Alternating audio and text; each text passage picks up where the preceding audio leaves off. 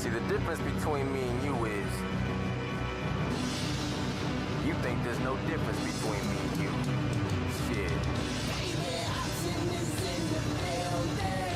I'm wrong. We gon' have one hell of a time. Who am I? A snobby and daily poet. So nigga put down the pen cause I probably already wrote it. I'm the nigga that Hollywood barely noticed for pulling cards. It's easy as socking, no Gary Coleman. How did you get in here without having no type of talent? The shit you write isn't valid. You getting your mic and pounded. I'm living in the dump. You living life in the palace. Dining with Caesar salads, man. How do you guys allow it? Yo, you weak niggas in the limelight tripping. But I won't let you slide like friction. Not trying to be your buddy in this rap shit. I like this. So you can kiss my ass and watch the white eyes glisten. Come on. Y'all niggas be regulating the area. Hesitating and scared of some defamation of character. I got it locked. No separating the barriers. Medicate your hysteria. Heaven's waiting to carry it. Hey. What's up, everybody? Happy Wednesday.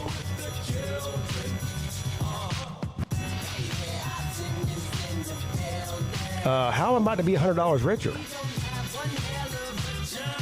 I could use $100. But I kick it with the beginners. Then when I whip up for dinner, it's been up on my agenda. I came and left, but now I'm finna re-enter shipping me timbers. How the fuck can a nigga be realer? I don't know, but my flow is so. Oh yeah, I don't even want Scott's money, to be honest with you. When you was flossing on me trying to I was plotting what yeah. Nigga word to your mother. My purse is a butter. I emerged from the gutter. Just step up inside the booth in the work, motherfuckers. I'm hungry as all of the roaches that lurk in my cupboard. You should be ducking running to send the word to the others. I'm a fucking nightmare and your worst hell. When I'm leaving niggas stuck behind the bars, they don't deserve bail. You see, whackness doesn't sit on my nerves well. You couldn't bust with a dick full of sperm cells. 16 feet on that hell shit.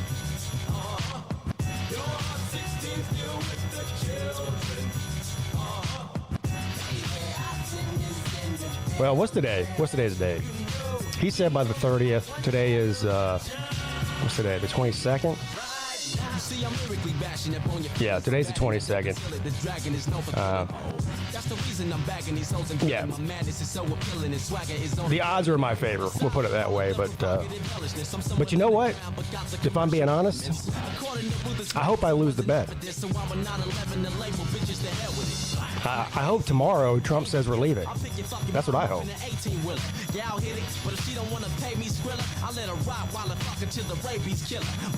But it's not going to happen.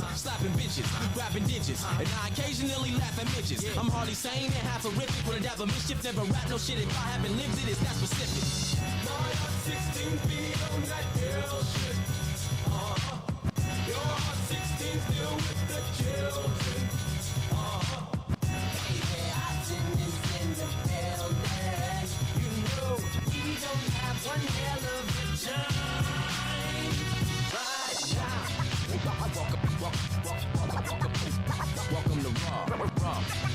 I'll tell you one thing, we need some rain here bad. I mean, like real bad. It hasn't rained at my house since like 2 days before we went to the Slot Olympics in Nashville. And that was on the, well, we flew out on the 12th of March. So it's been like 6 weeks. It's been like 6 weeks since we had... Scott, you haven't had any rain over your way, have you? I know there's been parts of Charleston that got a little bit of rain here and there, and you live like on the other side of Somerville that I live on. But we haven't had a drop of rain here in over 6 weeks. It's getting bad. None. Yeah, you too. My water bill is going to be sky high. I've been watering the shit out of my lawn and my plants and everything, and not just that. It's during pollen season too, so like I have a screened-in back porch. It's covered in pollen. Because there hasn't been any moisture to wash it away. I'm trying to like wipe it down and shit, but we need rain. And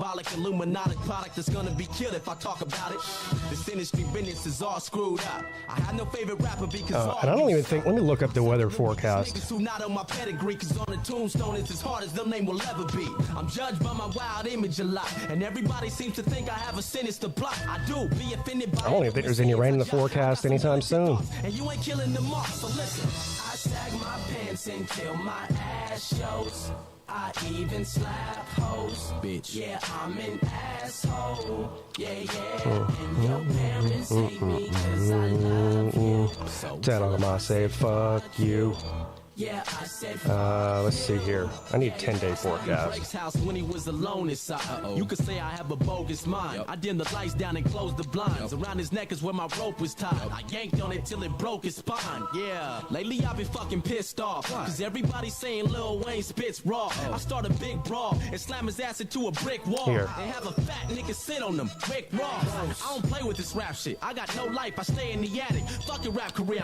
Looks like Soldier boy, you got a corny flow. So you can suck my fucking dick through a glory hole. it looks like May 1st is the best chance of rain at 43%. Every other day is 8%, 9%, 24%. First of all, how do you come up with 24%? That's a weird. And 14%, 32%. 38%. Next Tuesday. Again, looks like the best chance of rain is Friday, May 1st.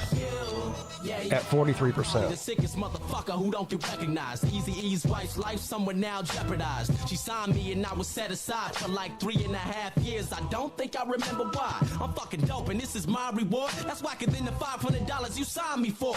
Easy's dead now, yeah, the label's finally yours. Too bad he never knew that you were just a grimy whore. You can't maintain what Eric built. Nah, I know he's in his grave turning like a Ferris wheel. Don't think it cool just cause you inherit meals. Shit. Bitch, better skills. I'm Hobson, I spit shit so unfair and real. I got some deep dark issues within. All because you lied and tried to pretend you were friend. Fuck ruthless, bitch, I never lend you a hand. And I'ma make sure nobody ever sign with you again. You know why? I sag my pants until my ass shows. I even slap hoes. Bitch. Yeah, I'm an asshole. Yeah, yeah. And your parents hate me 'cause I love you. So tell them I said fuck you. Yeah, I said fuck you. Yeah, yeah.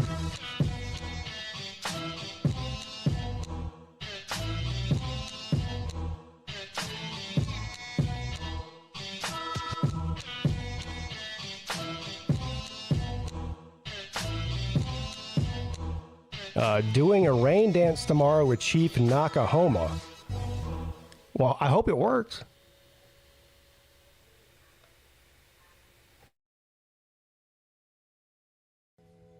As a dentist and a mother, I have to be one step ahead of my kids to protect them. That's why my kids use Pronamel Kids.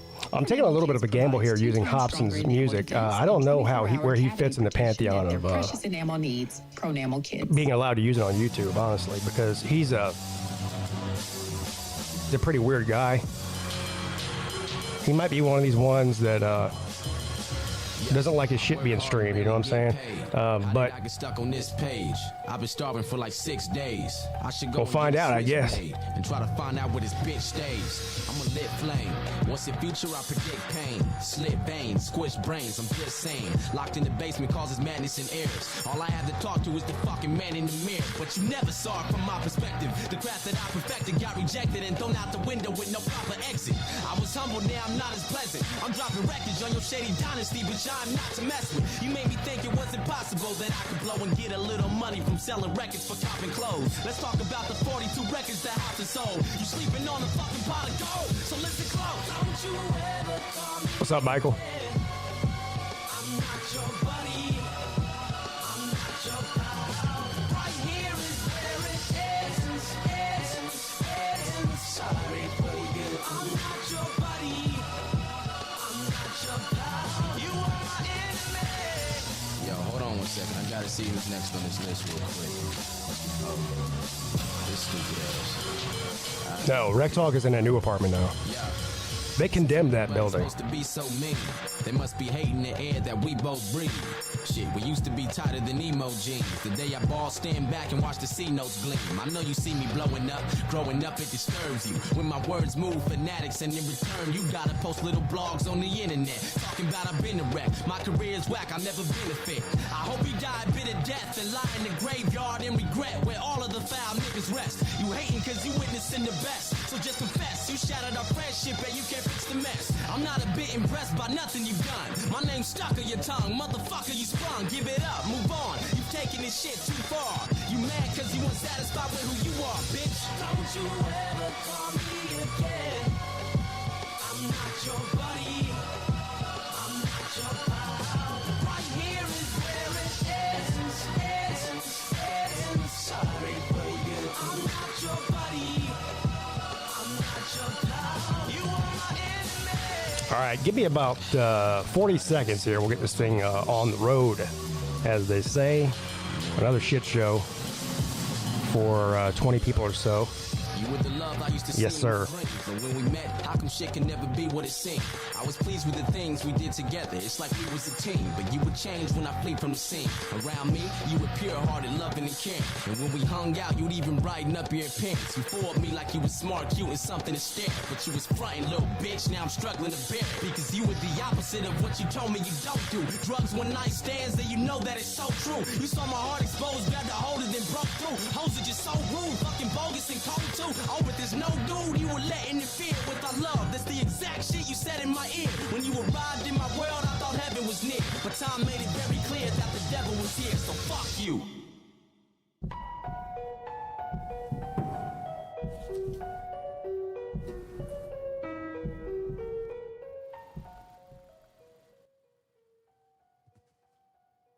All right. Happy Wednesday, everybody. What's up, sir? How you doing this morning? I'm all right. How are you? I don't know. This might be before your age. Do you remember Chief Nakahama? I do, yes. Okay. I was just wondering. He had to go away because that would be considered racist. Because anytime the Braves hit a home run, then Chief Nakahama would come out of his teepee and do a dance. Yeah. That was cool. It was great. But, Yeah, my no, dad that's used to racist take now. us. I mean, when I grew up in the 80s, right? Well, I was a kid in the 80s. And my dad used to take us to one or two Brave games every summer. That was the closest baseball team, to us here. Right. So I was kind of a Braves fan because I went to a lot of Braves games. I also went to a lot of Indians. It's funny. Both teams that I saw every summer were Indian teams, Indians and the Braves. Because my uncle lived in Ohio, and he only lived about an hour outside of Cleveland. Yeah. So we would go up to see my uncle, and he had 5 kids that were our age. So I had 5 cousins that we went and visited every summer, and he would take us. They would take us to the Indians game and then to the horse track to gamble. Oh wow, that's cool, man. And my dad didn't. My dad he never bet on anything in his life. Maybe a couple of golf games here and there throughout his life, but he wasn't a gambler or a drinker or anything like that.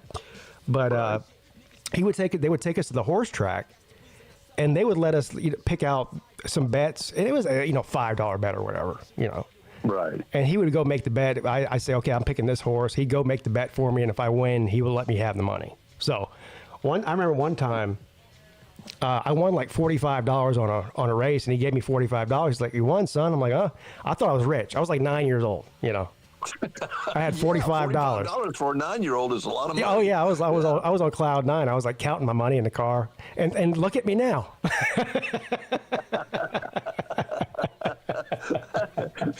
He turned you into a huge degenerate. Yeah, he turned me into a degenerate. My dad wasn't a degenerate, but his son is. Oh, that's hey, man. You do what you do. Yeah. Hey, you enjoy it. Hey, that's your pleasure, man. Nobody should stop you by all means. Yeah. Well, I'm not out here gambling my mortgage away and shit. Like I make small bets. Right, Yeah. right, Yeah. right. I understand. I get it. I'm enjoying the pleasure of doing it with fake money online with this casino world, and Yeah. I'm betting on a lot of the baseball games. In fact, I haven't looked to see. Well, I won $100 whether I last won any night. money or not. I won $100 last night. I bet on I don't even remember who I bet on. Let me look. I'll tell you. Wow.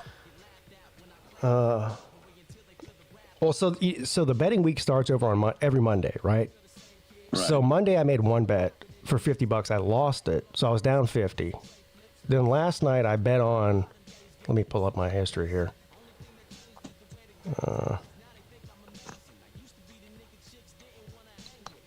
Well.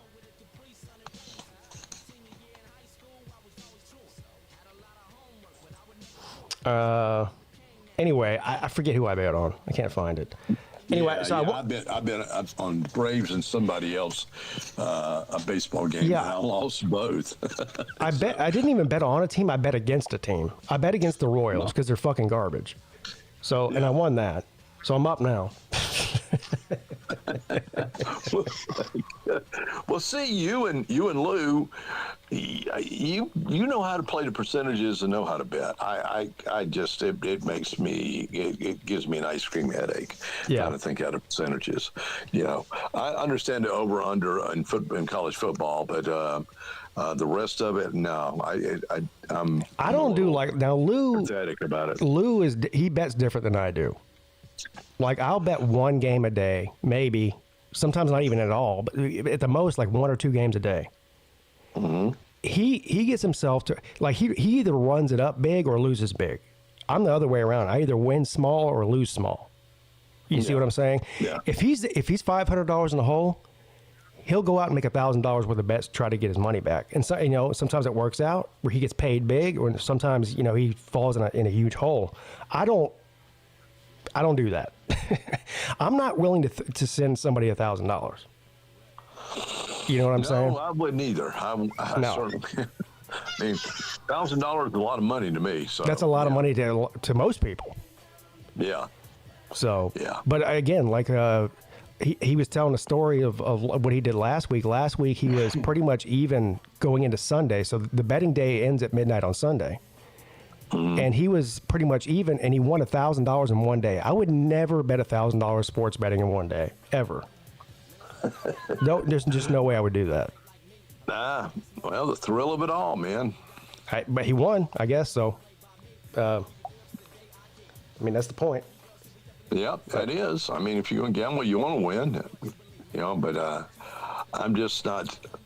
I'm not that fascinated about, especially sports betting. I don't know enough about it to sports bet. At the Ice House, the bar I go to, they normally have a ticket line where you can bet on NFL once the NFL starts. Yeah, and it's a pool, and you can win in the pool. I never even tried that. But this year I might bet some college football. I'm thinking about it. Yeah.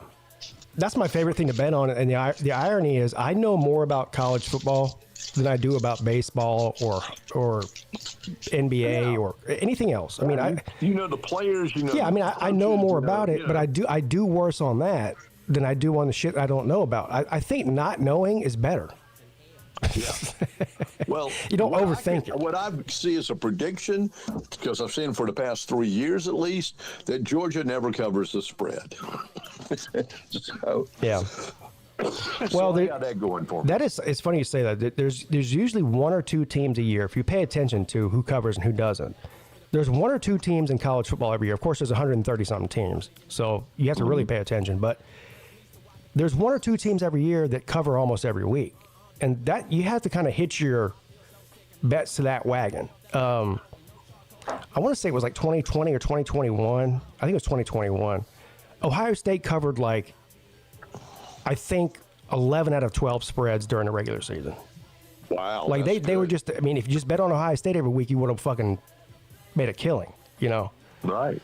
I think they've done pretty good at that as long as Ryan Day's been the head coach. Yeah, he covers the spread a lot, yeah. And then to his point, if it's almost like that's a way to hedge your bets. If you want to take some risks, great, but hedge it with Ohio State covering the spread and Georgia not. Yeah. Yeah, well, see, when they get such a high spread with Georgia plays Tennessee State for some, one of these powder puff games, and they got Georgia up by 45. Yeah. And they only cover 38. And the thing with me, it's just like, no. If you've been betting on Clemson to cover the spread over the past, say, 3 years, they almost never cover because they're still getting. And this is where the line makers fuck with people, because Clemson has still been getting the benefit of the doubt of them being good from 2014 to 2020, right. And so the spread reflects that. People in people's minds when they're betting, they're like, "Oh, Clemson's good," They'll beat the shit out of this team, and they, of course, if they do win, they don't cover the spread, or either that or they'll lose. So, Right. and if you've been betting against Clemson for the past 3 years, you're making a killing on the spread. You know, teams like that. So you have to kind of pay attention to that. And of course, I'm more likely to. I won't never bet against Clemson because I don't want to see them lose. But there's a few games a year I do pick out and bet on them, and most of those I lose too. So I mean, That's probably as close to superstitious as I get. Yeah. I don't bet for or against Miami in anything. it's really betting on your own team in any capacity is probably a bad idea, I think. Yeah, you're right. If you're Yeah. a homer that much, you're absolutely right.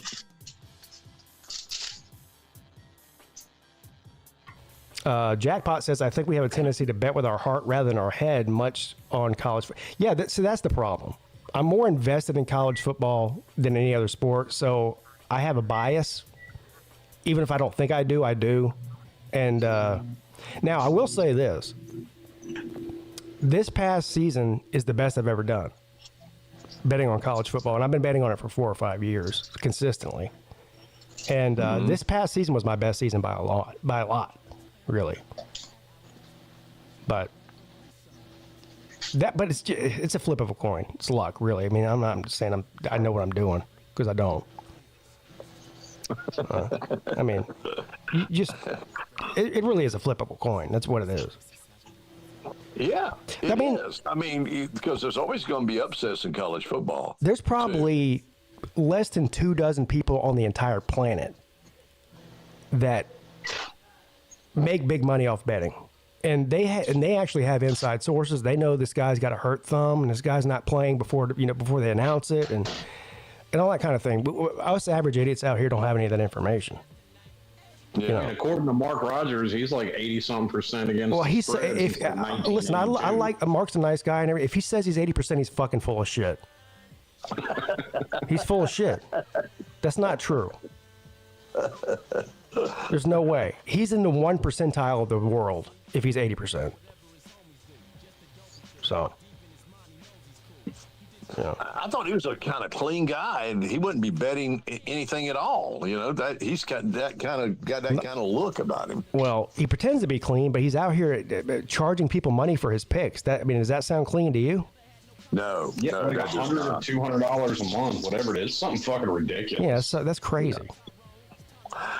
There used to be a comedy bit. This guy, I can't think of his name, but he used to run on radio, and it ran every Friday before the college football games.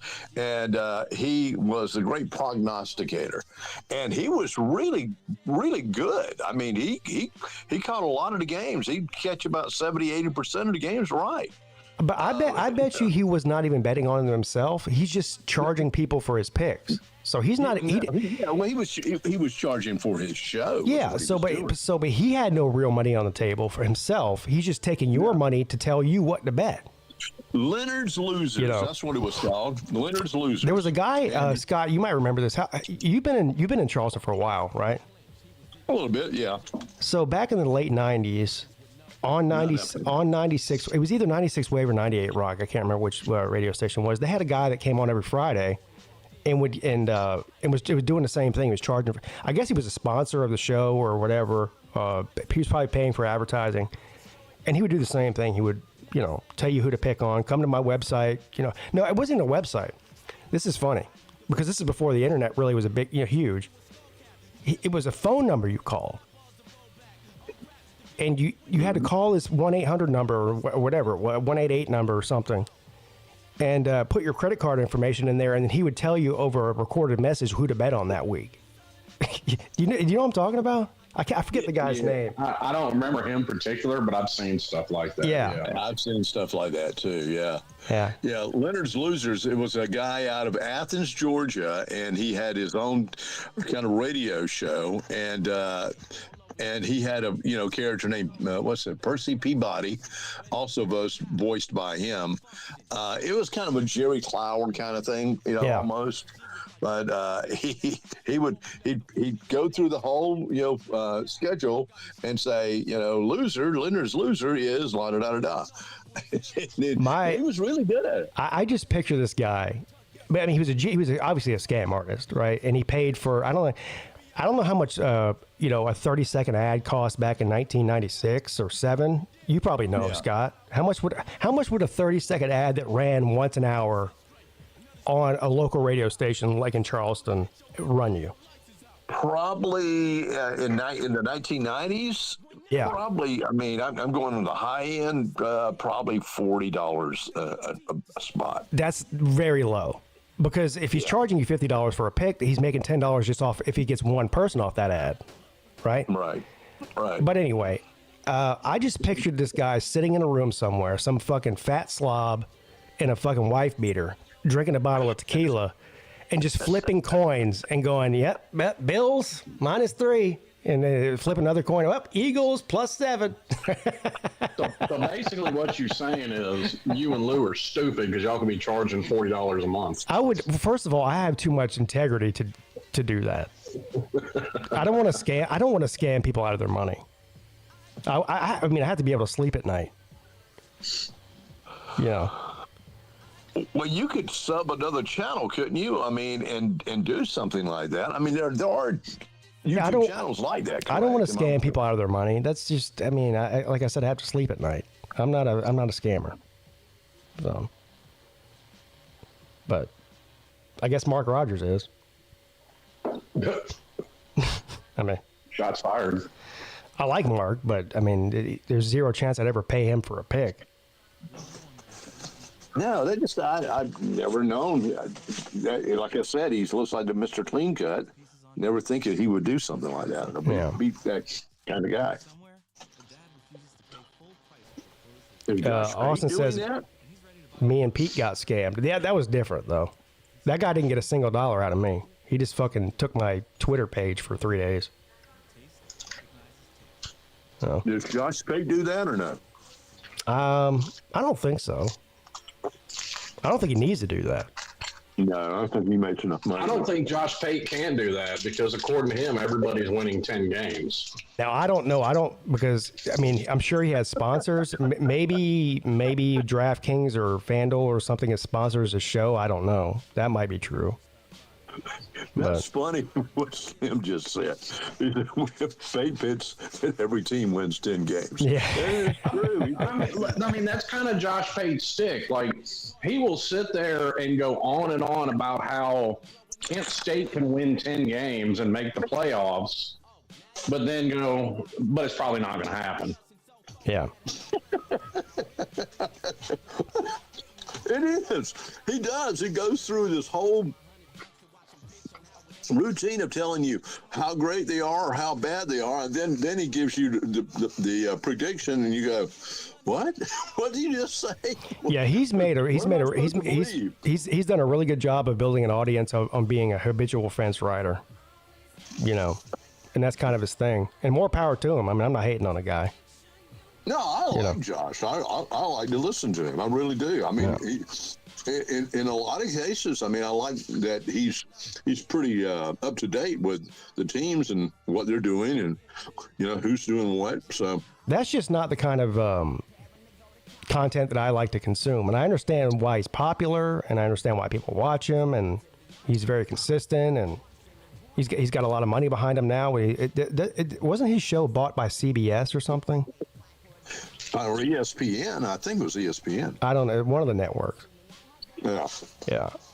But that's just not. He's been appearing on ESPN, hasn't he? Or am I wrong?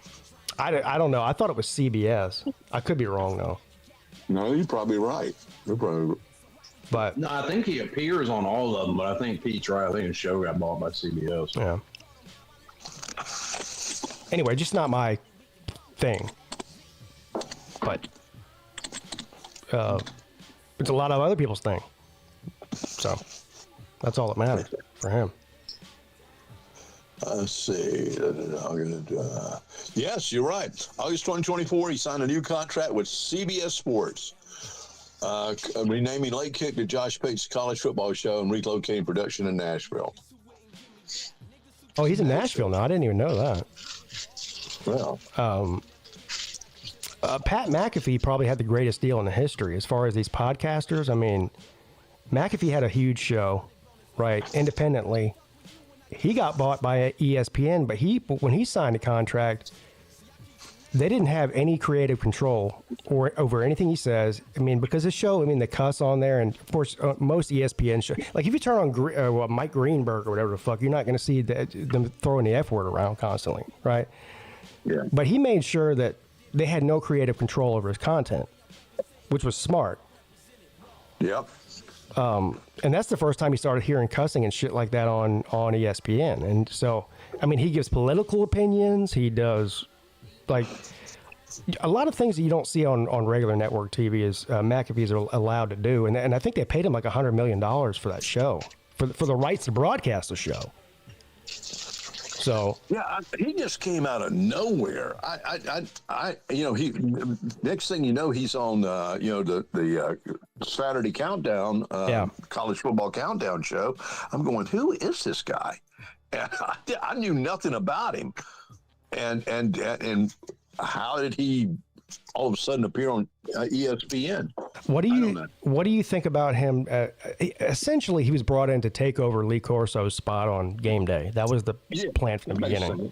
Yeah. And it seems to me like every week during the football season, I go on Twitter and there's like half of the people can't stand him, and half of the other people love him. Where do you fall? I mean, do you care, or how do you feel about McAfee on Game Day? He can be funny. I mean, he really can. And then he can be just the goofiest guy and go, good Lord, man, stop it. You know? I mean, Yeah. He's a little out there, no doubt about it. It doesn't bother me. I mean, I think the whole thing where he takes his shirt off every week is a little bit played out. Yeah. You know, like, just keep your shirt on, man. Okay, I'm glad you did 100 push-ups today, but nobody cares. You know. Yeah. And just keep your shirt on, man. Yeah, But, he was with WWE for a while. That's where he started. Which makes perfect sense for him because he acts like a WWE wrestler. Yeah, he gives off the wrestling vibe, that's for sure. He definitely gives the wrestling vibe off. Obviously, his show is successful on ESPN. Yeah. I don't think that's where he got his start, thow. No, he got. That's what I was just saying. Well, he got his. Okay, I thought what you said is where he's got his start. No, I didn't say that. He started at WWE. Well, no, I mean he was an NFL kicker. That's where he got his start. Yeah, well, he was for the Colts, right? The Indianapolis Colts. Yeah, well, he played for the Colts for a long time. I think when Peyton Manning was there, and then he played for a few teams, but yeah, mainly the Colts, I think. Right. Yeah. It was the West Virginia Mountaineer. Now, well, that tells you something. Yeah, about he also went to West Virginia. I'm not even sure he was a very good NFL kicker. I think he was about average, maybe. He had a couple of highlight reel plays that really went viral because he tackled the shit out of somebody. Yeah, he's a big guy. I mean, big for a kicker, you know. Yeah. Yeah. Yeah, like most kickers look like they're 10 years old out there on the field, but he's, 6'2". Yeah, he's a fairly big guy for a kicker, for sure. He was in the NFL for only 7 years. Well, how much money did he make? Can you look that up? Don't know. I can find that. Let's see. I mean, even if you're making league minimum over 7 years, you're probably making over $1 million easily. Well, yeah, most kickers make about what, 250,000, 300,000? No, they make more than that. I guarantee you, Adam Vinatieri made millions.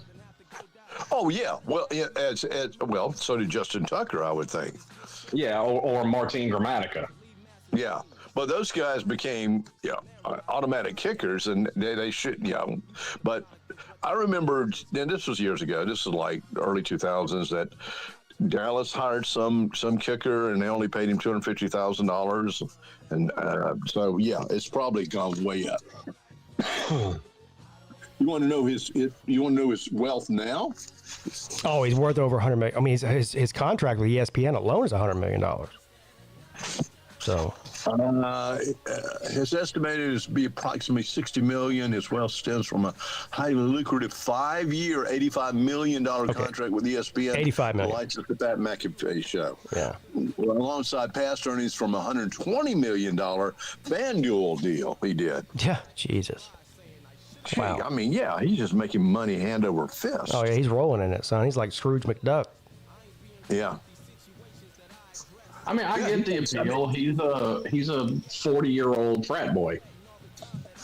Well, His that's just... NFL salary was $50 million, is what it was during the 8 years. Yeah, see, that's what I'm saying. So he made $50 million in the NFL. I think that number you just said, $60 million, is probably low. I think he's worth more than that. That might be what he's worth liquid, but I'm sure it was investments and assets and properties and all that shit. He's worth way more than that. Right. Yeah. This is AI telling me this. That's, so, I mean, you that's never can trust AI. either way. That's stupid money. I don't listen to China. Fuck that. Yeah. Well, he works for it at least. I mean, he works a good bit. Yeah, I mean, he's always on the road. He's always doing shows. God bless him. Yeah. Well, I mean, let's. I'm not sure if you call working 2 hours a day work, but all right. I think there's more than just it's more to that. more that goes into it behind the scenes for everything you do, especially on TV. Something tells me Pat McAfee doesn't do a whole lot of prep work. Well, I mean, he's a personality, but there's definitely a lot of work going on to produce that show. There's no doubt about it. I'm sure that he does a lot of prep work. Yeah. You have to. You got to be up and about everything, especially sports related. Especially during the football season, because now that he's on game day, he's doing that show, and then he's flying all over the country during the weekend. I mean, he really doesn't have a day off. It doesn't say. Maybe Sundays is his day off, but probably the other 6 days he's working his ass off. Yeah. Now, I'll say this. He does his own show, like, simulcast during the game. Yeah, so... Again, does he really? I didn't know he did that. Yeah. He's basically got like a one-man party going on the sidelines watching the game. Yeah. Wow, I didn't know that. And you have to subscribe to it, right? It's another way for him to make money. Yeah, I don't know if you have to subscribe to it or if it's just sponsored by, FanDuel. Yeah, I'm not sure. I think it's like a FanDuel He's a thing. young guy, too. He's only 38 years old. Yeah, he's young. Yeah. Yeah. Oh, shit. He's the same age as me, fucker. Yep. I mean, he's got the like when Joe Rogan signed that deal with Spotify for $100 million for 5 years. That was the biggest deal in history, and then he's pretty much got that beat. Yeah. In the sports world, which is even crazier. Well, I mean, you see that in entertainment. Period. I mean, we say it all the time with these players' contracts. You got the biggest one until the next one comes. Right. Exactly. Yeah. I saw Joe Rogan making fun of himself, kind of, because he's gotten so much controversy for going to the White House and, getting that bill signed for more Ibogaine. But he was on and said, you want to really piss off a lot of people. He said, go visit the White House. Well, he had on regardless of who the president is. So somebody off. He had on Luis Gomez yesterday. You know who Luis Gomez is? I don't know him. No, I don't. Anyway, Luis Gomez was like, so you just got back from the White House, huh? And Joe was like, yeah. And he goes, man, you pissed a lot of people off. And he goes, I did? And he goes, for what? He goes, well, for going to the White House and being with Trump. He said, all these people are saying you're politically homeless, and then you were over there stroking off Trump. And he goes, do you know the whole time I was there, Trump kept calling me a liberal and just laughing about it? I mean, Joe Rogan is a liberal. He's been one his whole life. That's the weird thing is I don't understand why people are surprised when he has a liberal view on something when he's been that way his entire life. I mean, well, hell, Brett Maher went to the White House, and Brett not Brett Maher. Who is it? Bill Maher. Yeah. Bill Maher went and had dinner with the president, and he was like blown away how nice Trump was to him. Well, Rogan has a lot of conservative views when it comes to things like hunting, and of course, sex changes with children and stuff, which I don't even know if that's a conservative view or not. It shouldn't be. It should be a human view, but so he's been labeled by a lot of people as a right-wing podcaster because he did endorse Trump before the election. He had on Trump for 3 hours, and he said, "I gave him my official endorsement." But then, so you have a certain group of people calling him a right-wing podcaster, and then everyone else calls him a left-wing nut. It's like you can't be both. I mean, you can't be both. I think Joe Rogan is like most people. Like it depends on what topic you're talking about. He's got conservative views and he has liberal views. Well, he's got his own view. That's right. That's exactly right. Yeah. He has his own view of everything, and not everything is going to be on the liberal side, nor is it going to be on the conservative side. Ironically, this whole psychedelic thing that he was part of was spearheaded by, what's his name? Rick Perry. Rick Perry, the former governor of Texas, who's a Republican, lifelong conservative. Yeah.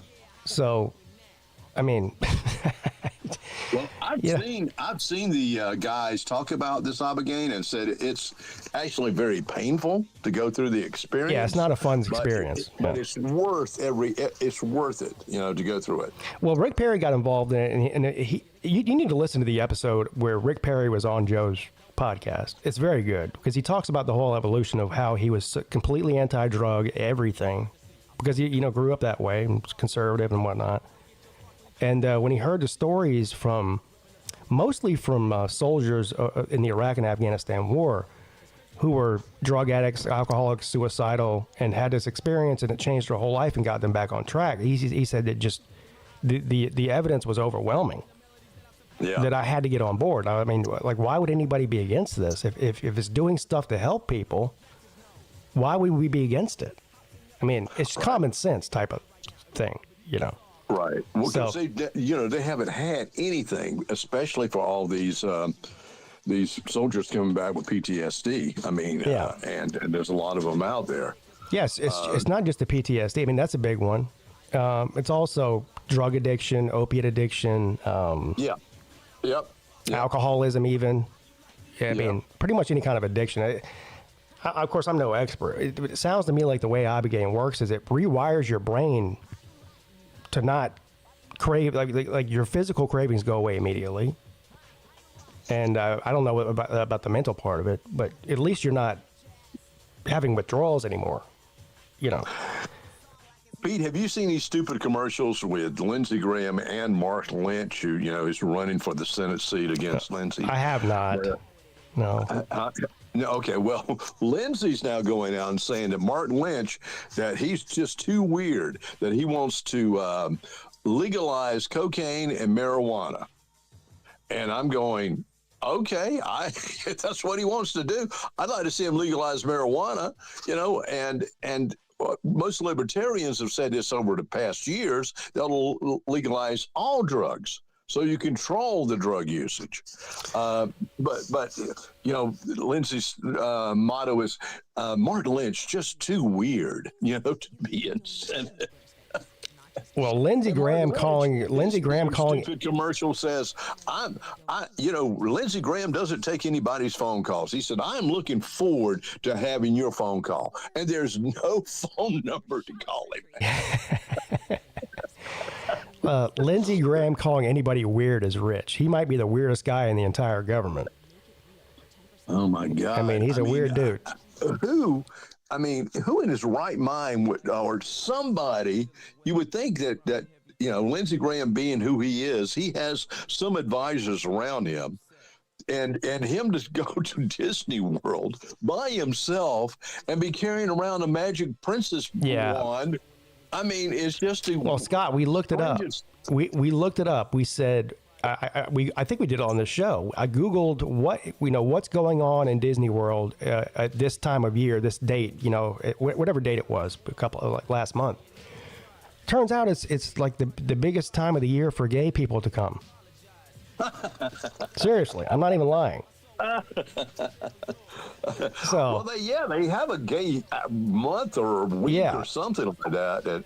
So that's why he was there. I mean, he was in the middle of one day he's on Fox News, the next day he's in Disney World. I was like, hold on now, like we're in the middle of a war that you've been cheering on, and Now you're down there with a pink wand. Like, you obviously, you went down there for a vacation to suck some dick for a few days. You know, I mean, it's pretty obvious.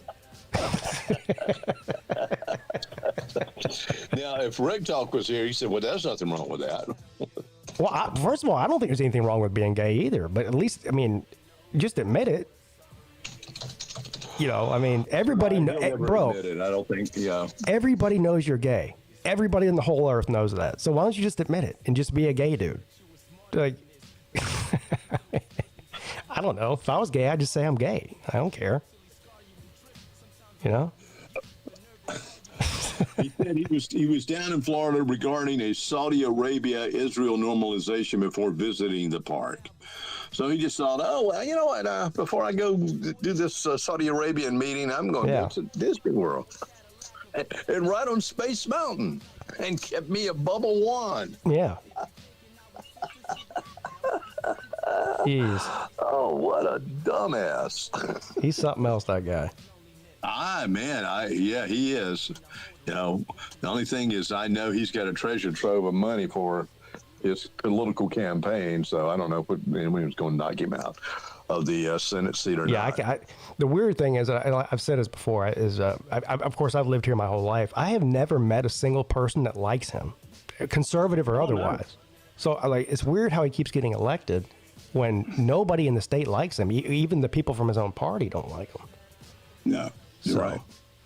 I don't know. Right. But he's been there for so long. You know, once they get embedded in any kind of congressional or Senate seat, it's hard to get people out of them. Yeah. My theory is that a lot of people just vote straight red and just don't even think about it. Yeah. So that, you know, instead of just voting individually by candidates, I think a lot of people, this is a red state. So, I mean, I think a lot of people just hit, you know, that one button, vote for all red. And that's how he keeps getting elected. So. Well, there's a Facebook page. It's called Welcome to Somerville. And, you know, people will go on there and say, where's the best barber I can get? Where can I get someone to come by and groom my dog, all that. Well, someone put, for the first time, there's actually going to be Democratic candidates in Dorchester County for all the seats that are coming up. And I went, well, okay. When did this become a political, page? So I wrote and said, didn't know this was a political page. Wondering, with all these many candidates, are they going out to the cemeteries, registering people for votes? It didn't come through. They would not allow that to come through, but they allowed the Democratic side to come through. And I said, wait, hold on. You know, thought that was a little wrong. Well, it doesn't surprise me that, I mean, Charleston, downtown Charleston in particular, has always been blue because it's mostly Northerners that live down there, mostly liberal people that live down there, like most cities, right? And it's starting to spread out now from there. With the amount of people that are moving here and have been moving here for the past 15 or 20 years from New York and New Jersey and places like that, I mean, they come down here, but they bring their politics with them, you know. So it doesn't surprise me that it's leaking into Dorchester County and probably Berkeley County at some point too, where I live. So. Yeah, I know. Yeah. You're right. But I remember meeting a Democratic strategist that was here, and he was dating a girl that was in the apartment complex I was at, and they came out on a dock to watch the fireworks, and he introduced himself and all that, and I said, well, man, you're trying to do that here, you know? Excuse me. He told me, "Oh yeah, we're going to turn South Carolina blue." I'm like, "What?" Yeah. I don't know if that's the case, you know. I mean, it's trending that way. I don't think it's going to happen anytime soon, but. Look, I don't even think it's trending that way because you've had a lot of the same thing happen in Tennessee. You know, people moving from New York and up north, especially into the Nashville area. And like Nashville and Memphis have always been blue, like a lot of big cities. Right. But one place that isn't, and actually kind of surprised me, is Knox County, because most college towns tend to be very blue and very liberal. Yeah. Yeah. Knoxville isn't. It's I just heard something too. This guy was breaking down for an NFL athlete. Okay, let's say an NFL athlete signs up and he's going to make $9.7 million a year. Well, nearly half of that's going to go to federal. Then he was explaining that when they go to different states, now, like Florida has no state taxes, okay? So they don't get charged for playing in that state. But in New York and in California, and I forgot the other state, Minnesota, they charge the player a tax to play in that state. Oh, so every time they go play in that state. I remember sending Pete a link. It may have even been in that group chat. Like Andy Dalton paid more in tax to play in the Super Bowl than what he got paid for the Super Bowl. That's ridiculous, man. What the fuck? That is goddamn ridiculous. It is ridiculous. Do you guys know? That's why people are fleeing. That's why and then Hochul up in New York is begging, the tax base to stay in New York because they can't afford to lose all the. So my father-in-law is friends with an NFL player, an NFL offensive lineman that grew up in his town. Currently still playing. His name's Wyatt Teller. He played for the Browns for I think 6 years. He's good. He's one of the best offensive linemen in the country, actually. But anyway. He played for the Browns for 6 years. They just released him, and he signed a new deal with the Texans. I think he's guaranteed $6 or $8 million a year for 4 years, and he gets incentives or whatever. But anyway, so he comes over and plays poker with my father-in-law whenever he's in town. And he was asking him about it. He's like, "How do you feel about being let go by the Browns and signing this deal with the Texans?" And he's like, "I'm making less money on paper, but I just got a pay raise." Because of the taxes. Really? Because of the taxes. Yeah. Yeah. Say taxes and taxes. Exactly. Right. Yeah. So he's happy about it. Plus, who would want to leave Ohio? I wouldn't want to live in Ohio either. So. Well, this guy was just trying to tell these pro athletes, they get this chunk of money and they see, the dollar signs behind it. And then they don't realize, well, a lot of that's going to go away. Yeah. And I think that's what happens with a lot of these people. Yeah. Well, NFL players are different too because you also have your agent taking 10%. You got everybody sticking their hand out. Well, yeah. But in California, New York, if you, especially like LA, if you play on an LA team, half of your fucking check's going out the window. Not more than half between state and federal. These guys would fall into the highest tax bracket. Yeah. And those people are paying like upwards of 60% in taxes. Yeah. And I get people's view, the government needs more money for this, that, and another, which I just vehemently disagree with.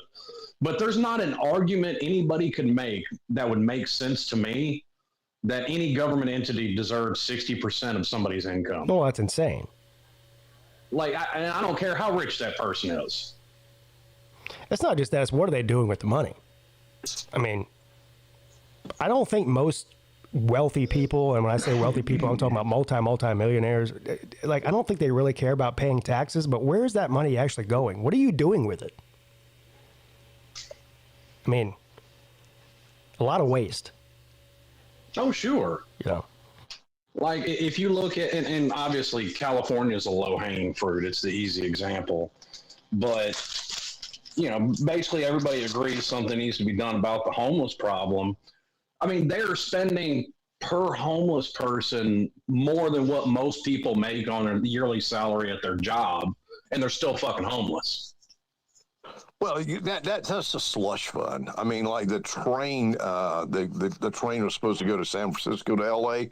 That's just nothing but a slush fund. That money's going somewhere else in the pockets of somebody else. It's not going for the homeless. Certainly not going for the train. There's so much fraud. And, that's going on in all these. There's no doubt about it. Yeah, it's unbelievable. And I mean, now, I don't know if you heard this, Nick Shirley, that 23-year-old kid that was doing all the investigating of the quality learning centers in Minnesota. Then he went to California, found all the fraud there for hospice and autistic people.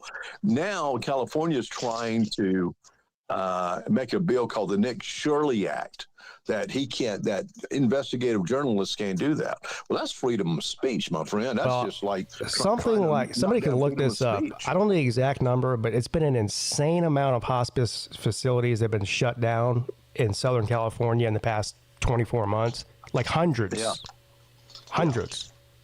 Yeah. But he confronted the people that were co-authoring the bill, and they were going, "Oh, I don't know nothing about that. I don't know who you are." And it's just like, give me a break. I mean, you talking about delusional people. I mean, they're horrible. Well, and then you look at stuff that tries to get done. Like, it's become a meme at this point, but the whole Elon Musk thing with Doge, like, a lot of people don't look at the fact that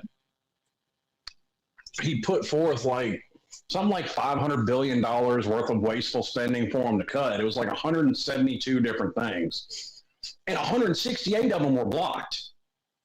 Yeah. Huh. Yeah. Believable. And they're still being fought in court to try and cut that government spending. Yeah. Yeah, I think Vandy Dandy's got the right idea. Just move to Vietnam and live on $12 a day and fuck everybody. And Vietnam's supposed to be a beautiful country. Yeah. Listen to what you just said. You just agreed with Vandy Dandy. I did. I know. I mean, he's got it figured out. I mean, we're sitting over here bitching about living here. Go over there and live on $12 a day and live in paradise and fuck everybody else, I mean, yeah, but you're living in a communist country, so that might have a little effect on you. Until you're thrown in a gulag with fucking Belushi. And I don't know. I mean, according to all you guys, we're living in a communist country too. So what's the fucking difference? They're all a bunch of. I've never once said we live in a communist country. I said they need to cut out a lot of this wasteful spending. Yeah. Well, I think New York's now, run by a bingo communist, and we're going to see what happens there over the next several years. Well, I told you the story when I went on my honeymoon to Mexico. It was on the west coast of Mexico, not the east coast. It was Puerto Vallarta is pretty much the area I was in, and from the airport, we took a cab from the airport to the resort we were staying at, and we were sitting in traffic, and I saw all of these 60, 70-year-old, 80-year-old white people driving around Cadillac Escalades, and you had like Mexican, like the local population, right, the Mexicans, but there was tons of old white people. And I asked the taxi driver, I said, "What's up with all the old white people? Like they're clearly not tourists. They live here. You could tell they lived there." And he goes, "Oh yeah." He said, "Well, they get their Social Security checks and they come down here and buy a condo on the beach for $50,000 and live like kings." And I'm like, "Wow, maybe that's what I'll do." I don't know. I think I'm going to do it too. I think I'm going to sell the house and just move down to Mexico, south of the border with Pedro. And it was, and it's actually a pretty nice city. I mean, the food's great. The beautiful landscape. Yeah. I don't know. I'm like, they got it figured out. Yeah, I had a friend As of long as mine. you can dodge the cartels, you have it figured out. Yeah, I had a friend that moved to Costa Rica, and he got a settlement over a accident. He was on a motorcycle and got hit, and I don't know how much money he got, but he got a pretty decent settlement, and he moved right to Costa Rica. Yeah, Costa Rica's another good one. Yeah, but the problem was he got cancer, and the medical, the health and all that down in Costa Rica is horrible. So he had to move back to the States, and he passed away, about a year or so ago. Yeah. But Yeah, I mean, but he loved it down there for the time he was there. He was down there for almost 15 years. Well, and for all the bitching and complaining about the healthcare system in the U.S., there's no better place in the world if you have cancer to be than the U.S. Yeah, by a long shot. Yeah, it's just going to cost you $1 million to treat it, but that's good. Yeah. Well, that's what Medicare's for. Well, and you have no idea how happy I am that I'm at the age that I can have Medicare. Because, if you had to use your insurance premium with your employee now, I don't know. I mean, Slim, you probably on a state, I'm guessing. Yeah, I have state insurance. Yeah, so that's good insurance, but most of these companies can only afford insurance premiums, and they just keep skyrocketing up, and they don't take care of the larger percentage of whatever your bill may be. So yeah, you could be $1 million in debt over one or two operations. You just don't know.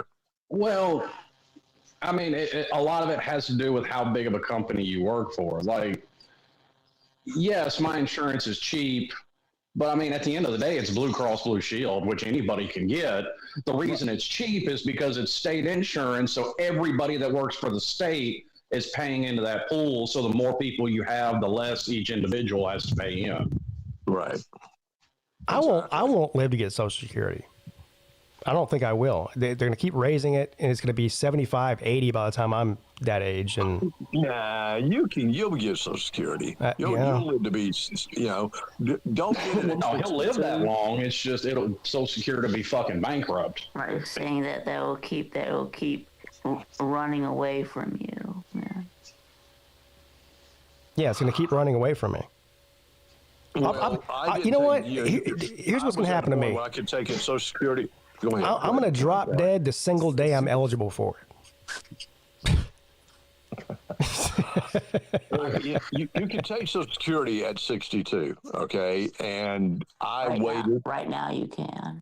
Yeah, and I waited till I was 65 and then, applied for Social Security. Or that if you wait, that if you wait, then you can get more. Yeah, of course. Yeah. I mean, I could have waited till 70 and gotten a lot more then too. But hey, it's a good, nice little plus, figure to get, your Social Security. Medicare's, covers a lot of your medical bills. Sure, it does. Yeah. Yeah. So and that's why I'm going to stick with the job where I'm at, because, and we've talked about this before, the push away from pensions to 401ks, but the state of Tennessee still has pensions. Do they really? Yes. That's CRC, good. Yes. That's good, man. Isn't it? As it sits right now, if I put in the full 20, it'd be like $4,000 a month or something like that. That's not bad, man. That's good. That's not bad at all, man. Yeah. And that's on top of that's on top of I rolled over a 401k that I've had going from my last job, so I'm gonna have that too. Are you a state employee or a county employee? County, but it all funnels down from state. Okay.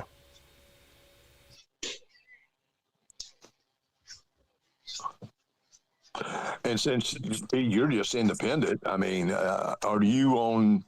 And you don't have to tell me this either. I mean, if I get too personal, just tell me, yeah, you're getting a little too personal. But are you under an insurance plan with your wife? Is that how it works or not? I don't know if he heard you. Oh, I was asking you. Oh, me? Yeah. Oh, I thought you were talking to Slim. No. I was wondering if you have your insurance plan under your wife's. Yeah. Well, our whole family's under my wife's insurance. Yeah. And we pay through. Honestly, we do it the same way, but me and my wife would have the same exact insurance, and it was already set up. But it's bullshit insurance. We pay a lot of money each month for through her for health insurance, and she had a surgery. Was it 2 or 3 years ago? And on top of the deductible, we had to pay another $30,000 out of pocket for her surgery. She was only there for 24 hours. So it's just. I know it blows your doors off. How much you have to pay. And meanwhile, and I don't have a problem. Listen, I understand that people without money shouldn't have to pay as much as somebody that has some kind of money. But for each one of our kids that were born, we had to pay $15,000 out of pocket on top of our health insurance. So that's 2 kids. That's $30,000. Her younger sister, who's 12 years younger than her, has had 5. She's about to have her 5th kid right now. She's 9 months pregnant. She's paid $0 for any of her kids to be born. 0. I want to say we were at about $2,000 each. Ours was a lot more than that. It's just the system is broken. Now, how to fix it, I don't know. But the amount of money that we pay every year. Here's the thing: a lot of this shit is interconnected. Like, you want to know at least part of the reason why shit's so expensive?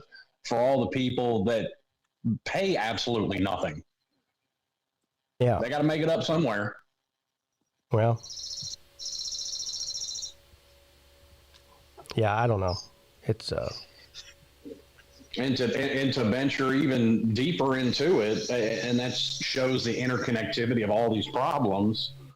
A lot of people that are here illegally just show up to hospitals, get whatever healthcare service they're going to get, and never pay the bill. Yeah. You're almost better off doing that than paying insurance. I mean, really. Yeah, until you get arrested for fraud. Yeah. Well. I'm going to change my name to Pedro.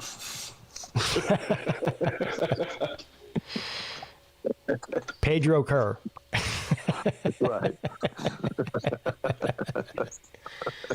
I gotta put something maybe at the last name of Pedro Kerr Garcia. I don't know. Hell, we had talk about a hit to a budget. We had an inmate in the hospital for 5 days, and I know at least as of day 4, the jail was looking at having to cover about $175,000 bill. Wow. Good Lord. What was wrong with it? Yeah, what was wrong with him? Yeah. Something was going on with his heart. I don't remember exactly what. And at one point, he was retaining about 8 pounds of fluid. Was he old? Yeah. Yeah. What was he in jail for? I don't remember. We've actually had several go to the hospital here lately, and they're all older. Like old man Baskins went. Honestly, I think it's sobriety is killing him. He's 70-something years old, and he's not drinking and doing meth every day, and I think that's what's killing him. Yeah. Yeah, that meth was keeping him alive. It was like gasoline in a car. Yeah, probably.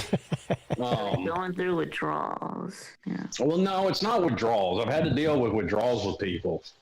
Well, at least not withdrawals, and it may not be withdrawals in the normal sense. But like I said, he's in his 70s, and I mean, he's drinking like a fish and doing meth every day. Yeah. Like Pete said, I think that's what his body's so used to it. It's what's keeping him going. Yeah, it's like gasoline in the car. You take away gasoline, the car ain't gonna work no more. That meth was like gasoline. It ain't got no gas in it. Ain't got no gas in it. No gas in it. It ain't got no gas in it. Yeah. We had another one, and actually I found out that he died after he got transferred to another hospital. By the way, I would like to say this guy is an absolute legend. If you're 70 and drinking and doing meth and still alive, you are a fucking legend. I mean, really? In your 70s? Yeah. Absolutely. So it makes me think, well, maybe I just ought to go and get a cocaine addiction. Yeah. Enjoy myself. I'm sure that'll work out great. You say cocaine. The third one we had go to the hospital, he was doing weekend time until he failed a drug test for cocaine. And this guy's in his 60s. So that's great. So he was doing time. So basically, if I were to do cocaine right now, it would kill me. This is a great deal. If you're in your 60s and you've got weekend jail time, so all week you just go on a fucking bender, and then you spend the whole weekend in jail sleeping it off, and then you go back doing the same thing again the next week. Really? Well, that was the Otis way on the Andy Griffith show. So. Well, they hit him with a drug test, so he went from weekend part-time to full-time in jail. Yeah. And this dude's on like 6 or 8 different medications. Right. And they had to rush him to the hospital one morning because he was unresponsive and they couldn't get a blood pressure reading. And his temperature by the thermometer was 93 degrees. Damn. That's almost. You're almost. When they got him to the hospital, his core temperature was 84. Yeah, that's almost dead. You're dead pretty much at that point. Oh, man. Yeah. But it turns out he was in kidney failure. Slim, you find people that show up in jail that they're more dependent about living in jail than living outside? Yeah, sure. We got a couple. Yeah. We got a couple. Old man David, like he's fixing to get out tomorrow, and he might be out for 2 weeks. And he'll. I saw a video on Twitter a couple of weeks ago. This guy, he's got a YouTube channel, I think, and what he does is, I guess it's just all for views, obviously, but he just goes to random jails and bails people out that he doesn't even know. He just like pays their bail and gets them out. You know, people who can't afford to pay their bail. Well, so he pays this guy's bail who's like 70 years old. The guy comes out and he's like, "What the fuck? Who are you?" And he's like, "Well, I just paid your bail, man. You're out." And he's like, "What the fuck, man?" He's like, "No." He's like, "I was literally looking for somewhere to sleep for the next 2 weeks, and you just fucked that up." Yeah. Like, yeah. Send me back. Yeah, he's like, "Man, I didn't ask you to bail me." He was pissed. He's like, "I didn't ask you to fucking do this for me." And he's like, "I was like, well." My bad, bro. Shit. Don't bail a man out. The guy's like, "Man, I'm gonna have to go rob a liquor store to get back in there, you dumb motherfucker." You bailed him out without his consent. Yeah, he's mad. He's like 70 years old, you know. He's like, "I was trying to find somewhere warm to sleep, man. It's gonna be 15 degrees tonight. You gonna put me in your house?" The guy's like, "No." He's like, "Well, fuck you then." That's funny. That's funny. Which I've come to, since being there, I've come to find out if a motherfucker's got an astronomically high bail, it's for a reason. Yeah. Like, we probably got about a dozen with astronomically high jails, and about half of them are in there for fucking murder. Yeah. Like, the vast majority of them are fairly sensible and most people can make.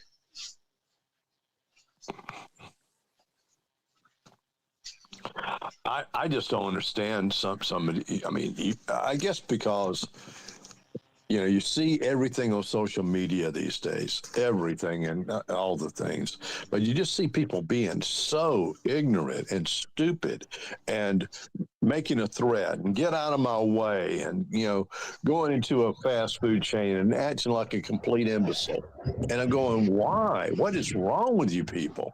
Yeah. I do think common courtesy and human decency is on its way out the door. I agree. It isn't out completely. Yeah, manners, like basic manners too. Yeah. Yes. Yeah. Yeah. That falls on parents, I think. I tend to agree. Because if I acted that way when I was a kid, my life would have been hell. My parents would not put up with that shit. No. Oh, no. My parents grew. Yeah, you know, they actually taught manners in school when I went to school, and you know where you put your fork, you know, and all that. I mean, everything. And yes, sir, and yes, ma'am, and no, sir, and no, ma'am. But I got that also from my parents.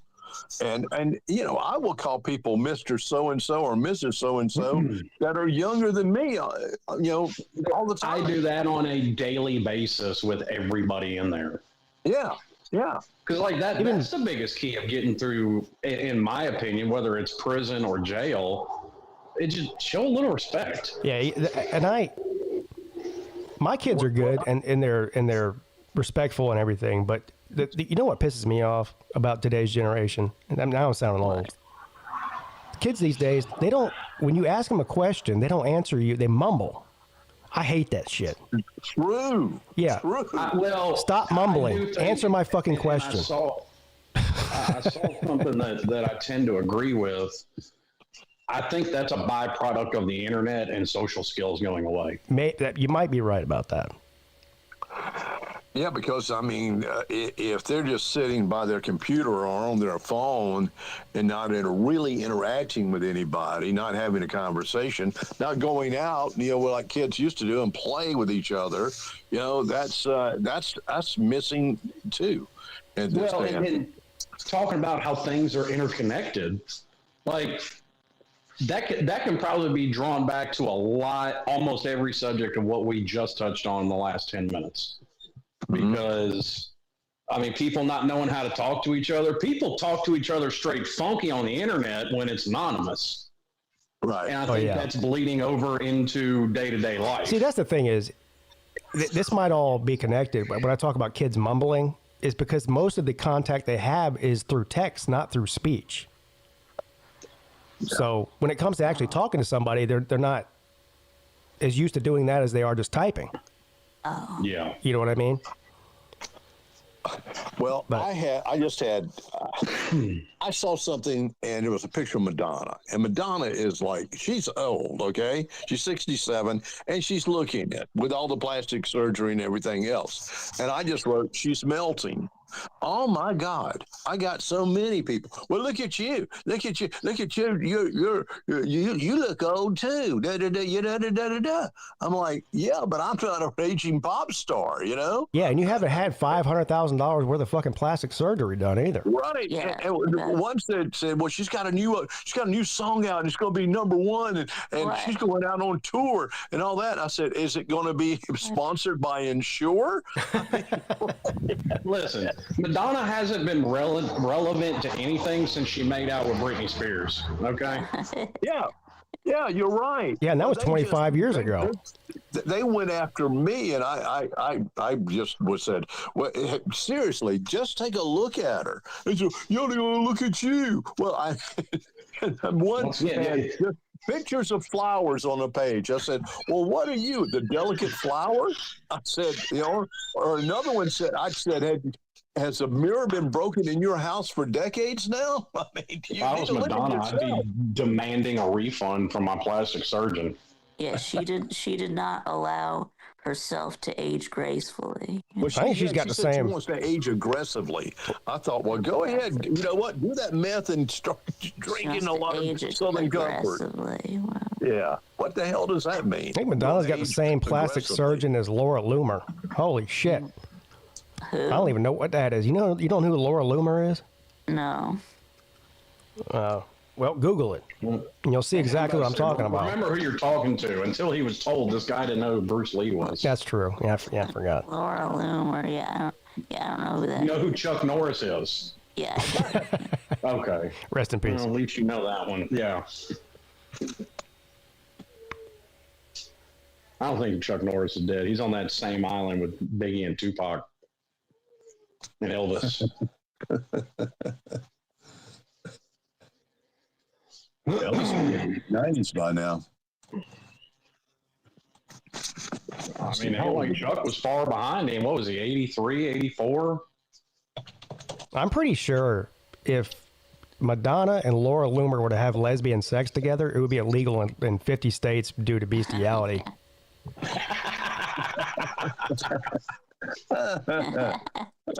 Oh, and we need Fran Drescher as a referee. Elvis would be 90 if he was still around. How old was he when he died? 60? 50 something? No, he died when he was 40 something. 52, I think. 52, That's okay. right. He was young. Or even 42. I think he might have been in his 40s because he still had a young child at that time. Let's see. What Elvis? What age? 42. Yeah. Yeah, 42. Yeah, he was still a young man. Yeah. He did not look 42 though. He looked older than that when he died. No, he was. Yeah, he was rode hard and put up wet, son.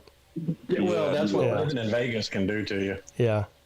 Yeah, so Well, that and the drugs he was taking, he's taking something to go to sleep. Oh God, he was probably taking 50 pills a day at that time and drinking on top of it. I mean, it's true too. He died on the toilet. Yeah, he had a heart attack.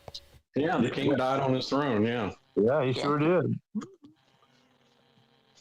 But he had, I mean, they said he has somewhere in the range of 20 some odd pounds of poo in him when he died. Really? Yeah.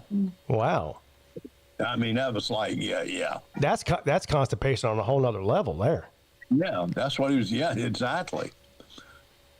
Damn. Because he was taking, like I said, he was taking the uppers, the methamphetamine. Yeah, his digestive system just gave up. Second all that to go to sleep. Couldn't do anything. Couldn't make a duty. No, couldn't make a duty. That's right. That's part of the problem, and that was actually what they think part of the problem is with one of the guys we had to go to the hospital because we've had a few of them. A lot of these antipsychotics can keep your body from being able to regulate its own body temperature. Oh. See, I didn't know this. Like, I think the record there, we had to take somebody to the hospital one time. Their internal body temperature was like 80 degrees. Ooh. It wasn't long before Elvis died that he was, because he was still doing his residency at, what was it, the Palms? I forget which one it was. No, he was at the Las Vegas Hilton forever.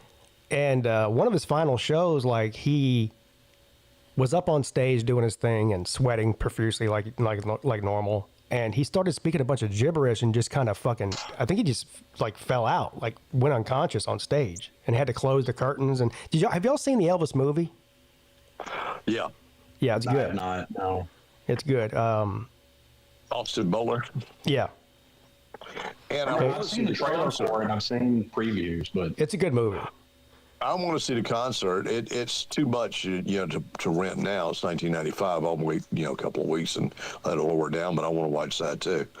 Look, Elvis, he was an iconic figure. Okay, there's no doubt about it. And the guy was talented. He truly had a beautiful one, great voice. He only won a Grammy for his gospel albums that he did. Not for anything else, which was, I think kind of sad. But now I've heard a lot of artists say, I didn't pay attention to Elvis, I was growing up. And now I go back and listen to his stuff and go, well, man, he was breaking ground back then. Well, it was similar. It was a similar thing when Michael Jackson died too. Wasn't he on ketamine? Oh, he was on all kind of shit. Yeah, he was. I think his was something like a fentanyl overdose. It was propofol, which I think is pretty similar to fentanyl. Yeah. Propofol. Yeah, and I think Tom Petty had the same thing happen to him because he had a broken hip and he still toured with a broken hip and agonizing pain. I think he did get some laced some fentanyl, heroin or something. Yeah. Yeah. Speaking of shit being broken, I remember telling you about it. Like, my hand was all swollen up. Some dude tried to punch me in the face, and I beat the shit out of him. My hand is still swollen. I'm starting to think I might have broken a bone in my hand. Well, one way to find out. First of all, if you did, there's nothing you can really do about it. I mean, you might be able to have surgery, depending on how bad it's broken. But otherwise, I mean, there's nothing you can do with a broken hand. Just let it heal on its own. Unless it's really fucked up and you have to get some kind of surgery done. That might be what you need. No, I mean, I can still use it. It just hurts. Yeah.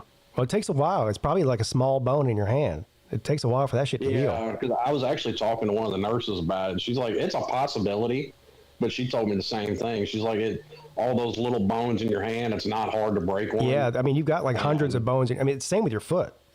Same thing. There's not much you can do about it. But that's the worst kind of injury to have. Either hand or foot, you don't realize. I mean, obviously, it's obvious that walking and using your hands is pretty much what you do everything with all day long, but you don't really realize until you have an injury there. Oh, yeah, because same arm, I don't know if I've partially tore a ligament or if I severely strained a muscle, but that muscle that runs along the top of your elbow, like to lift a gallon jug feels like something is stabbing me in my elbow. Yeah.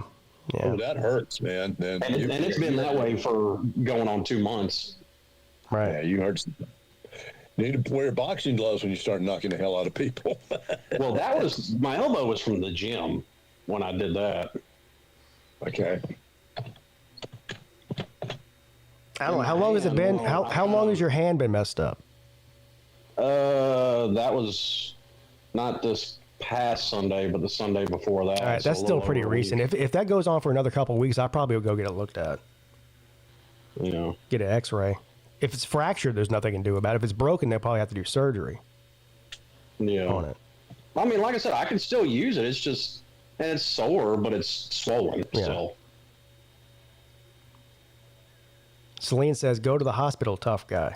I don't like going to the hospital. We've been talking about health insurance and this and that. I got to be on like completely incapacitated basically to go to the hospital. Yeah, I'm the same way. Like I was there, I was having with an inmate being in the hospital, somebody's got to be there 24/7. And they called me Saturday night because nobody else would fucking come into work.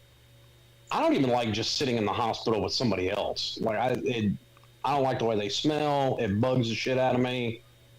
I mean, the redheaded nurse was nice, but outside of that, yeah, I'm with you.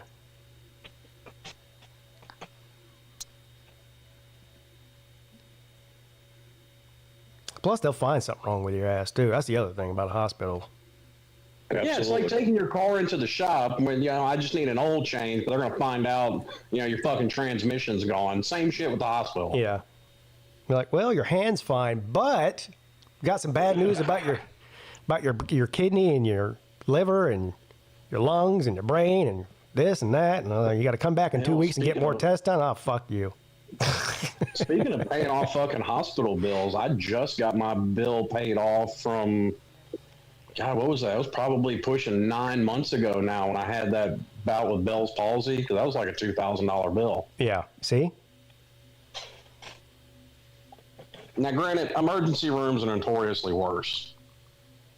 Oh, yeah. Did you get Bell's palsy there, Slim? That's I did. My wife was afraid I had a fucking stroke. Yeah, she thought he was having a stroke. Yeah.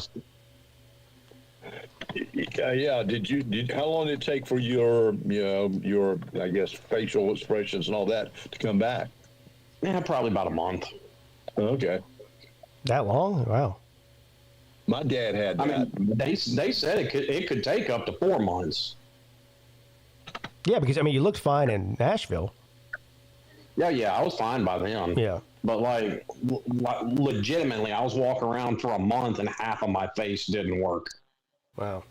I was fucking winking at everybody because I couldn't blink. I don't mean to laugh, but it's just the way you said it. Wow.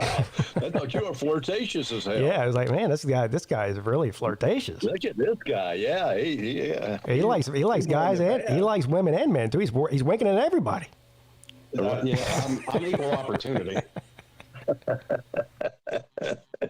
I mean, I couldn't do nothing else. But, there was nothing you could do. Just fucking laugh along with it because it was funny. Right. Well, that's pretty funny. That is the weirdest thing. Like I thought something was off because you did the midday show that morning. I went to the hospital and like, that feeling you get after you've been to the dentist and they've numbed you up and your face feels numb. Oh, yeah, and it feels fat. I was trying to smoke a cigarette while we were sitting here on the show and I had that and I just, because like I've had it before where, you fall asleep with your hand on your face and both your hand and your face go to sleep. But then when it didn't wake up for 3 or 4 hours, I was like, let me ask my wife about this. And she pretty much said, get in the car. We're going to the hospital now. I was like, yeah, I'll be all right. You got to. If you're having a stroke, that could kill you. Yeah. Now, to their credit, and this was probably the fastest trip to the ER I've ever had. Like, they had me in a fucking MRI machine within 30 minutes. Wow. Of walking in the door. Jeez. Well, because if it is a stroke, it's all time sensitive. Yeah. Yeah, they'll get you moved to the front. I was like, geez, I'm 37. I'm a little young for a stroke. Yeah, but not really. It can still happen. You never know. It can. And of course, she freaks out about it because I mean, I would like. I don't even like going to her aunt and her grandmother have all had massive strokes. Yeah, see, that's something you don't want to mess around with. Like, as much as I hate going to the doctor, if my face went paralyzed, I'd go to the doctor for that. I mean, I went. I wasn't happy about it, but I went.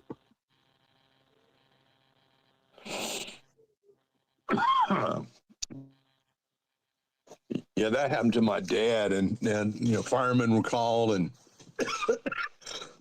I thought he had a stroke, and it was scaring me to death, and found out he had Bell's palsy. So it was funny as shit. I was sitting in the lieutenant's office telling him I had to go to the hospital, and one of the corporals walks in and just literally just looks down. I look up at him, he looks down at me, he's like, "Quit winking at me, faggot."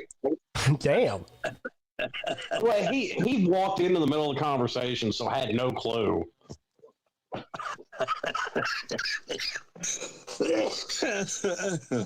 You should have been like, I still got one good side. I can still knock you the fuck out.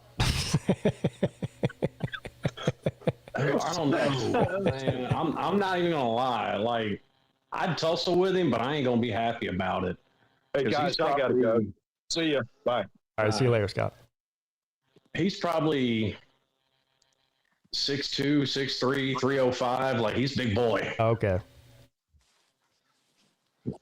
And he was, but before he was admin, when he was still on the floor, he was one of the goon squad. He likes to fight people. I mean, like I said, I'd go with him, but I ain't gonna be happy about it.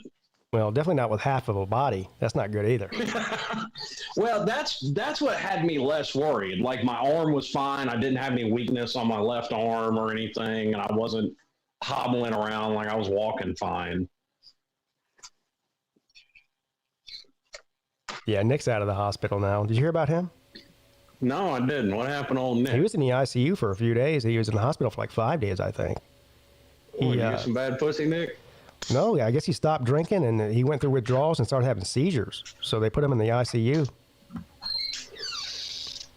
Yeah, I've never seen anybody have a seizure until I started working there. We've probably got like 4 guys that are on seizure medication because they have them habitually.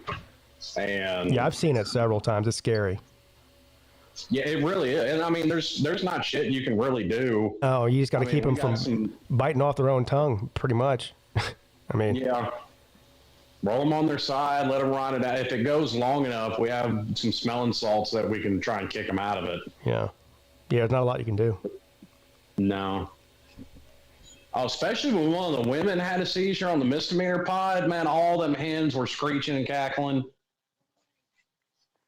Women freak out in those situations, I swear to God. Oh, yeah. Oh, yeah, he fractured his back, too. Right. Well, Nick. yeah. Nick That's did. right. Yeah. He fell when he had the seizure. Yeah. Yeah. So, but he's out That now. sucks. I'm glad you're okay, Nick. I thought he might have tried to pick up the wrong married woman. No. Fucked around and found out. Maybe that's the real story. He's just not telling us. I don't know. You know, it could be. I mean, listen, it's happened to the best of us, Nick. That's what happened. You can put it out there. It's all right. That's We've even all been there. that's even a better story, actually. Yeah, honestly, yeah, it kind of is. Yeah. Yeah, just make that your story. Just lie. If that's not what happened, just tell everybody that's what happened. It's more fun.